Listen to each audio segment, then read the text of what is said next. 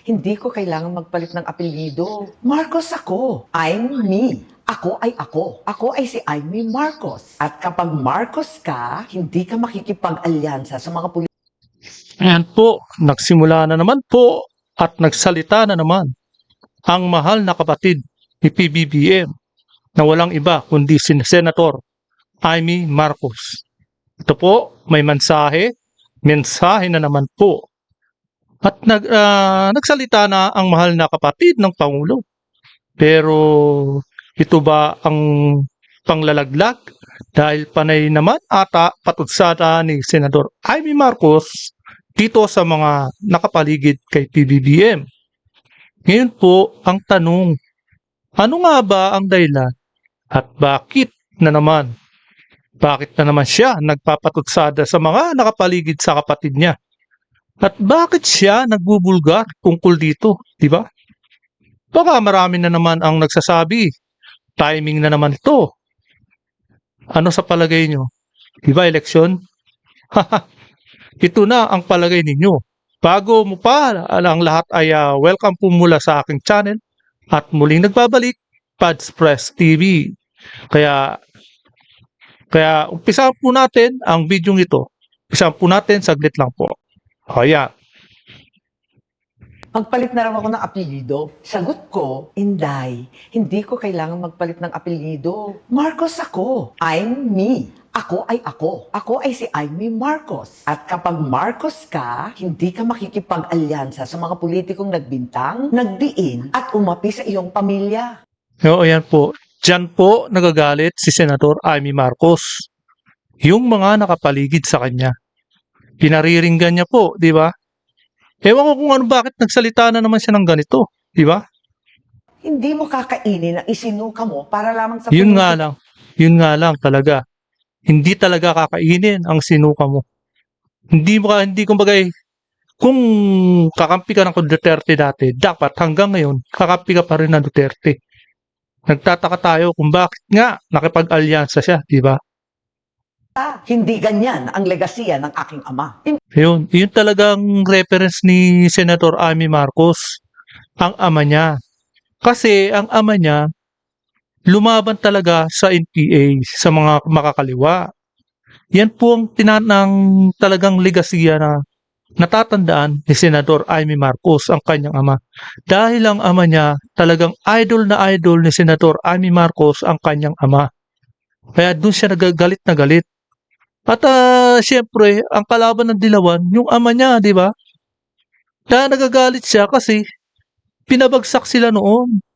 Ang sakit ng naramdaman nila Senator Amy noon na mga Marcos. Nilaglag sila ng mga Dilawan kasama ang mga makakaliwa. Nagkakapagtaka ka po, di ba? Imported na ang bigas, imported pa ang hustisya, kaya malinaw. Nako. Ang gobyerno ngayon ay hindi Marcos. Ang gobyerno ngayon ay Romualdez at At Araneta. Araneta, ayan po, Senator Amy Marcos, matagal na po naming alam yan. Umpisa pa lang, nung magkaroon ng hearing at sinisimula na nila na pabagsakin si Inday Sara. Alam na namin yan. Sa bagay, noon pa, kaya sinasabi po naman, hanggang ngayon, sinasabi mo pa rin. Pero dapat masabi pa rin ngayon para matandaan ng mga Pilipino at matandaan ng mga dito sa bansang Pilipinas ang ginagawa ng kapatid mo na nakipag-alyansa sa mga makakaliwa. At saka yan, para malaman din ng mga Pilipino at hindi mawala sa isipan nila na hindi na si Marcos ang nagpapalakad ng gobyerno. Nandiyan na, yung binanggit mo, si Lisa Araneta at si Speaker Romualdez na ang nagpapalakad ng gobyerno. Kaya hanggang ngayon, pinapaalala mo pa yan, ay tama po yan. Para hanggang ngayon, malaman pa rin ng taong bayan. Kaya tandaan, ako ay ako. I'm me. Ay may isip, ay may salita. Yun, di ba? Yan po ang Amy Marcos. Ayaw niyang tanggalin ang apelyido ng Amy Marcos dahil yan yung Marcos na nakatatak sa senior Yan yung Marcos na nakatatak na matapang na senior. Kaya ayaw niyang tanggalin ng Marcos. Pero ang dapat daw talaga siyempre, ang alam niyo naman kung sino ang dapat magtanggal ng apelyido niya ngayon. Dahil hindi siya naging kagaya ng ama niya. Di ba? At eto, dako na po tayo sa susunod na video. Teka po, eto. Si Attorney Harry Roque ay may balita po sa atin at siya ay makikipag-usap. Kumbaga, may video siya na ipapakita sa atin at magpapaliwanag po kung ano na ang update ngayon. Imagine, nandiyan siya sa ibang bansa. Pero na-update niya ang nangyayari sa Pilipinas. Di ba? Ito po siya. Nandito Yun, pa rin ito na. kami sa Duterte Park. Ang mga kampon ng CBP-NPA. Kaya kayo, hindi nyo kami napaalis. Ayan, pakita po natin ngayon ang lugar ng Duterte Park. Mas maganda po ngayon dahil mas maraming puno ang Duterte Park. At ngayon, meron pa kaming mga tent. Diba? So, Ayan ang mga po. kulto ng mga CBP-NPA, hindi nyo kami mapapaalis dahil ang buong Kingdom of Netherlands kinikilala na kinidnap ang Tatay Digong. Kaya hindi nyo kami mapipigil magtipon-tipon. Kung sa Pilipinas, sinusupil ni Marcos Jr. ang karapatan ng malayang pananalita at malayang mapayapang pagtipon-tipon. Oo. Ganyan na po ang gobyerno. Pero, hindi lang si PBBM ang may pakana niyan. Kaya nga sabi ni Senator Amy Marcos, mukhang yung dalawa na ang naghahari-harian at mukhang silang nagpapalakad na ng, pero sinigurado naman ni Senator Amy Marcos, nakasasabi lang kanina, na yung dalawa na po ang nagpapalakad ng gobyerno. Puppet na lang po si PBBM. Dito sa Netherlands, hindi pwede sipilin. Walang power sa mga bangag dito. Walang power sa mga butot. Belat nyo! Yan. Tipon-tipon ng mga nagmamahal sa Ayan, galing magpatutsada ni Attorney Harry Roque. Talagang dinadaan niya na lang sa pabiro. Pero unang-una, masamang-masama ang loob niya na kung bakit nandiyan siya sa dahig, di ba? At nagpumilit na siya na mga ibang bansa dahil sa nangyayari nga sa Pilipinas. Pero masamang-masama po talaga ang loob niyan. Kaya ganyan yan si Attorney Harry Roque. bayan. Nagmamahal kita, Tatay Digong. Mabuhay po ang Pilipinas. Yan po, mabuhay. Duterte! Duterte! Duterte! Duterte! Duterte! Duterte! Nakita niyo po ha, walang tupas ang pagmamahal ng mga kababayan natin kay Tatay Digong. Kaya po, kahit ano pang gawin ng mga kampo ng CPP-LPA, mga bangag, at saka mga dilawan na nagsabi po na, ang sigaw ng tambayan ay... Duterte! Duterte! At anong dapat gawin yung Tatay Digong? Bring him home. Bring him home! Bring him home! Bring him home! Well, alam niyo po, ngayon, mamaya po, papakita natin ang 7-in moves. Pero ngayon po, ang pag-usapan natin, napabalita mga kababayan ha, napabalita mga kababayan na ang ating budget deficit sa paunang 3 buwan lamang ay kalahating trilyon. Ano ba ho ibig sabihin ng Oo. budget deficit? Ito po yung ginastos ng mga Yung bangal ginastos. kung ikukumpira mo doon sa kinita ng bayan. Kung tayo po ay may pamilya, ang budget natin sabihin natin is 10,000 a month. Abay, ang bangag po ay hindi nag-stick to 10,000 a month at ang ginawa po niya ay sobra-sobra na ang ginastos niya. Ang ating budget po para sa taong ito ay 6 trillion. Pero ngayon pa lang po, ang ating budget deficit ay kalahating trilyon na. Ngayon po, ayun pa ang masama, di ba? Kalahating trilyon, kalahati ng 6 trilyon sa buong taon. Nalaspag agad. Ito po yung sinasabi nating timing. Timing sa paggastos. Bagay, ito na yung araw ng mga gastusan para sa eleksyon. Nahalata naman po na nagagamit sa eleksyon. Napakasakit po, di ba? Pera ng bayan, ang laki dapat ng infrastruktura na magagamit dyan. Marami na sanang natatapos na project dyan. Pero ano nangyari? Wala po. Wala pong resibo na may pakita ang gobyerno ngayon. Lahat, pinilipat pa yung PhilHealth, di ba? Galing sa PhilHealth, nilagay pa sa struktura na wala namang kakwenta-kwenta. Sa unang 3 taon. Kung magpapatuloy po yan sa 3 pang quarters, ibig sabihin yan, 5, 10, 15, 20. Ang magiging budget deficit natin ay 20 or 2 trillion. Ibig sabihin, sa 6 na trillion na budget natin, ang hindi natin kikitain ay 2 trillion. Saan natin kukunin yan? Yan po is Yan. pangungutang. Yan na naman tayo eh. Magungutang na naman tayo sa trillion-trillion yan. Eh di lalo na naman lumalaki ang utang natin. Imbis na nababawasan, lalong lumalaki. Grabe po, no? Baka maramdaman na natin yan ngayong taon na after nitong eleksyon. Nakakatakot po. Kasi imbis na hindi na natin mararamdaman dahil may budget na nga tayo. Ngayon mararamdaman natin dahil wala na tayong pondo. Ano pa, eto pa, yung subsidiya sa 20 kilo. Baka dyan lang din napupunta eh. Malamang at sa malamang. Wala naman tayo talagang farmers na maraming sinasaka, di ba? Puro imported yung mga pinapano natin sa ibang bansang bigas. Eh, subsidiya na naman yun. O, di ba?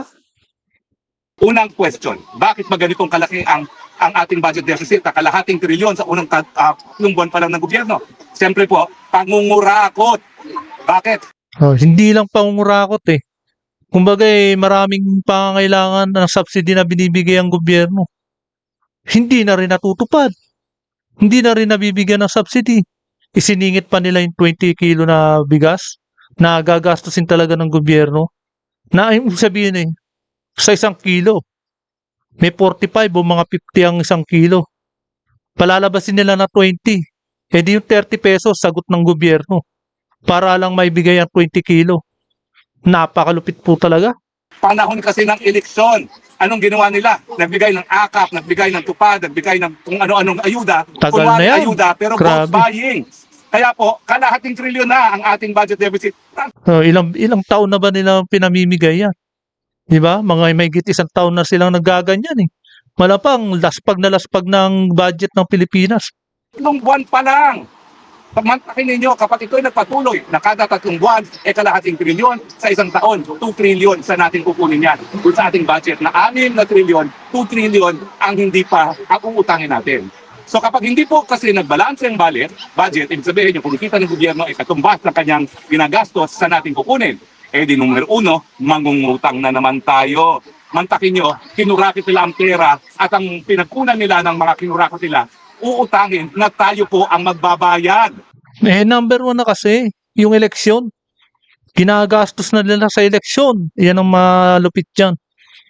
Pangalawa, magpapataw na naman sila ng mas mataas na buwis. Kaya nga itong recto na ito, hindi lang siya nagsimula ng VAT. Ngayon, gusto pa niyang pataasin ng buwis, lalong-lalo na sa capital gains tax.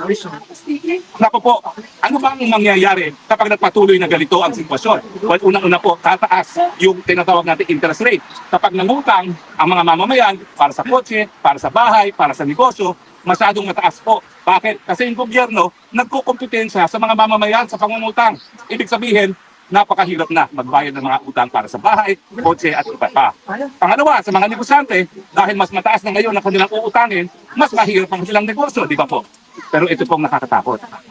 Kapag patuloy po ang ganitong deficit spending, mawawala ng balor ang piso. Bakit? Kasi po, ang halaga ng piso, nakadepende yan doon sa kinikita natin, di ba po? Sino naman maniniwala sa piso kung talagang palaging ganito? Matagal na yan.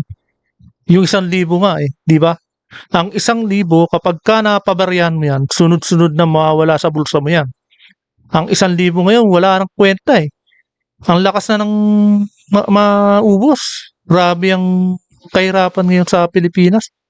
Kaya panay ang pang pagsisinungaling na lang ang ginagawa nila. Sobra-sobrang ginagastos natin kaysa sa kinikita natin. Kapag lumala, pag nag-depreciate po ang peso, ano ibig sabihin yan? Lahat po na inaangkat natin magiging mas mahal. Ano ba inaangkat natin? Petrolyo at pagkain. Ibig sabihin, dahil sa pangungutang, dahil sa korupsyon ng mga bangag, tataas na naman po. Lalo pang tataas ang presyo ng bilihin. Nag-aangkat tayo ng isda di lalong mamahal ang isda. Nag-aangkat tayo ng bigas. Lalong mamahal ang subsidy. Mas malaki ang magiging subsidy ng gobyerno. na ibibigay. Eh kasi ginawa nilang 20 pesos eh. Mas malaki ngayon ang subsidy na maibibigay nila. Magagastos. ng petrolyo at kapag tumaas ang presyo ng petrolyo, mas mataas ang presyo ng lahat. Kasama na po ang pagkain. Oh, general talaga ang nangyayari dyan. Malamang at sa malamang po. So tayo po, mga Pilipino, ginigisa tayo sa sarili nating mantika. Yung kanilang mga mararangyang buhay ng mga lahat po sa gobyerno. Yan po ay dahil hindi sapat ang kita natin, uutangin. Tayo magbabayad. And in the process, mawawala ng balor ang piso, tataas ang interest rates, yung ating mga binabayarang pangungutang. Siyempre, after ng pangutang, ayan, budget na naman at makukurakot na naman. Paikot-ikot lang. Paikot-ikot lang yung mga kandidato ngayon. Hindi na ba tayo nagsasawa? Grabe naman, pabalik-balik sila. Balik-balik yung mga kandidato. Hindi na nare-resolve yan. Lalo lumalala kapag yung mga binoto natin, yung mga lumang-luma na. Lalong lumalala eh. At ang pinakagrabe po, lalong lalala ang pagtaas ng bilihin, presyo ng bilihin. Eh ngayon lang po, yan lang ang pangunahing problema natin. Walang tigil ang taas ng presyo ng bilihin, lalala pa. Dahil nga ang ginawa nila, Sakit. binapa nila yung kaba ng bayan para magpasasa at para masigurado na manalo sila sa darating na eleksyon. Kaya Sakit sa bulsa ang nararamdaman ng mga Pilipino ngayon. Yung mga nasa middle class na umaaray na rin. Yung mga mayayaman, umaaray na rin yan. Sigurado. Yung mga nasa laylayan, matagal nang umaaray yan. Mas lalo pang umaaray. aking panawagan ha mga kababayan, lalo na yung mga tumanggap. Sige na nga po, tanggapin nyo na yan. Pero bumoto po kayo sa ayon sa konsyensya. At sa akin po, kung gusto niyo ng tunay na pababago, ang tanging dapat iboto, Duterte, Gabay Party List number 139 na siya magpapatupad ng tama ng universal healthcare na sinulong na po natin, libreng gamot at libreng paggamot, palalawakin ang libreng tanghalian sa lahat ng kabataan, hindi lang sa mga kabataan na nagugutom, palalawakin pa ang libreng irigasyon sa lahat ng magsasaka, hindi lang po yung 50%. Talagang ang importante sa lahat yung mga magsasaka. Yan po dapat ang iniingatan natin. Ang makapag-supply sila ng maraming bigas at mabigyan sila ng pagkakataon kumita. Nalulugi po ang mga magsasaka. Kaya marami nang umaayaw na magsaka ng palay. Imagine, nawawalan na rin tayo ng lupa na pangsakahan dahil kino-convert na sa pabahay. Unti-unti na ho nawawala ang mga magsasaka. Unti-unti nang umaayaw. Dahil umaaray na sila. Wala silang kinikita. Kaya yung mga anak nila ayaw nang magmana sa pagiging pagsasaka nila. Yan po ang nangyayari ngayon. So na meron ng irigasyon at siyempre po lalabanan ng korupsyon sa pamamagitan ng Freedom of Information at ng Whistleblower Act. Dahil kung hindi natin bibigyan ng proteksyon naman nagsisiwalat ng korupsyon, talagang hindi po sila magkakaroon ng lakas ng loob para tumayo at sabihin, kurakot ka, ikulong ka. Alam niyo po, mahirap maintindihan minsan ng economics. Pero kinakailangan alam niyo po yan. Budget deficit, gumagastos ng mas malaki sa kinikita, saan kukunin ng bayad, utang, mas mataas na buwis. Yeah, ayan po ang mahirap eh. Kung marunong ka nga sa economics eh. Eh yung sa utak mo naman eh, kundi ang isip mo ay mangurakot. Wala rin, di ba? Meron dyan, kandidato, abogado. Matagal na abogado. Pero attorney siya, di ba? Magaling. O, hindi rin nagagamit. Alam niyo bakit? Parating nasa isip niya eh, mangurakot. Yun lang talaga. Kaya yung dating mga kumakandidato na bumabalik ngayon, walang kwenta. Babalik at babalik din at lalong lalala kapag sila bumalik uli dito sa Senado. Ayan po ang mahirap. Sino magbabayad ng utang? Taong bayan. Sino magbabayad ng mas mataas na buwis? Taong bayan. Saan ba ginagastos ang budget? Korupsyon. Mga flood control projects, 5,500 na wala naman tayong pakinabang. Mga tulay na nabubuwag. Pati yung pondo para sa PhilHealth na dapat sana dahilan para wala nang mamatay dahil sa gugutuman lamang. Napo, pinanapa po. Ginamit sa tulay. Bakit? Sa tulay kasi hanggang 55% ang kanilang kita. Mga walang ya. Mga Ayan po, no? Eh, yung tulay, kano naman daw eh, sabi nung undersecretary, si Attorney Claire. Yung tulay naman daw, ano naman daw yan sa Kalasugan, related naman daw po sa kalusugan. Kasi paano ba raw ho ba maihahatid yung may sakit kung wala naman tulay? Kung huh, hindi ba naman sarado ang utak di ba? Baligtad ang utak. Walang konsensya. Pasensya na po kayo. Wala rin Kailangan konsensya, sabihin sila ng yeah. mga salitang walang ya at walang konsensya. Kaya nga po, mga Pilipino, ang aking hamon sa inyo, hanggang kailan kayo mananahimik? Pahirap na pahirap po ang buhay. Mahirap na ang buhay ngayon. Kalahati na ng ating mga kababayan nagugutom. Mas marami pa pong magugutom dahil dito sa deficit spending na nangyayari. Dahil tataas po ang presyo ng lahat ng bilihin. So kung ngayon 52%, siguro po matapos ang taon, baka umabot na yan ng 65%. Ang laki na nun, di ba? 65%, 52 to pataas ng 65%. Ang laki po niyan. At saan tayo pupulutin pa ganyan? Naisip pa bang magrevolusyon para magkabago lang? Ako ayaw ko pong revolusyon na madugo. Oo, Ang gusto tama ko lang. po, gamitin na natin yung kapangyarihan natin bilang soberanyang mamayan. Eto po, no? Ayaw natin ng revolution. Dahil talagang pabagsak talagang ekonomiya ng Pilipinas dyan. Ito lang masasabi ko. Pumili tayo ng kandidato ngayon na iboboto natin.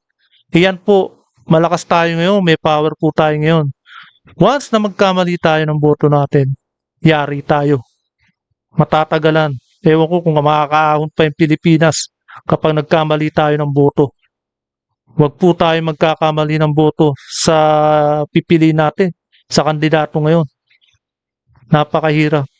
Para sa akin, walang kwenta ang mga kandidato ng Alyansa Pilipinas. Kaya sana po ay boto natin ang Duterte. Bilang tunay na may kapangyarihan para sisantihin na itong gobyernong ito. May karapatan po tayo magsisante at 2 beses na natin nagawa yan sa ating kasaysayan. Wala pong illegal dyan, basta ang gagawin natin, mapayapa. Ginagamit lang po natin ang ating karapatan kung tayo po ay magsisisante ng walang silbing gobyerno sa mga mapapayapang pamataan. Pero kung tayo po ay mamanahilik, kung aantay pa natin yung kagupit ng bayan, dyan po talaga tayo magkakaproblema. Dahil kapag talagang gutom na gutom ang taong bayan, hindi po siguro maiiwasan ang pagdaloy ng dugo na ayaw ko pong mangyari. Kaya ngayon pa lang, gamitin natin yung eleksyon. Pero talagang ang tingin ko po, hindi sapat na iboto ang mga senador na tututol sa impeachment ni Presidente ni Vice President Duterte. Kinakailangan palitan ng ulo mismo. Dahil kapag ang ulo ay wala sa tamang pag-iisip, walang solusyon sa problema, lalong-lalo na sa problema ng pagkagutom, sa problema ng pagtaas na presyo ng bilihin, kawalan ng trabaho Yan at po, mga dapat mababang lang ho. sweldo. Yan. So mga balik kayo, continue tayo rito. Alam mo na, saan po kayo galing? Ayan po, napanood na natin ang buong video at napakinggan natin ang talumpati at mensahe ni Attorney Harry Roque. Kaya eto po, mag-eleksyon na. Eleksyon na sa Lunes. Kaya wag po tayong makakalimot na iboto natin ang karapat-dapat na magiging senador. Dahil dito po nakasalalay ang ating kinabukasan. Pag once sana po ay may strict natin, Duterte sana po ay manalo ang mga in-endorse ni Tatay Digong na mga kandidato na mga taga-senador. Kaya hanggang dito na lamang po at kung hindi ka pa nakapag-subscribe, please subscribe my channel para lagi kang updated sa bawat upload ko. Maraming salamat po.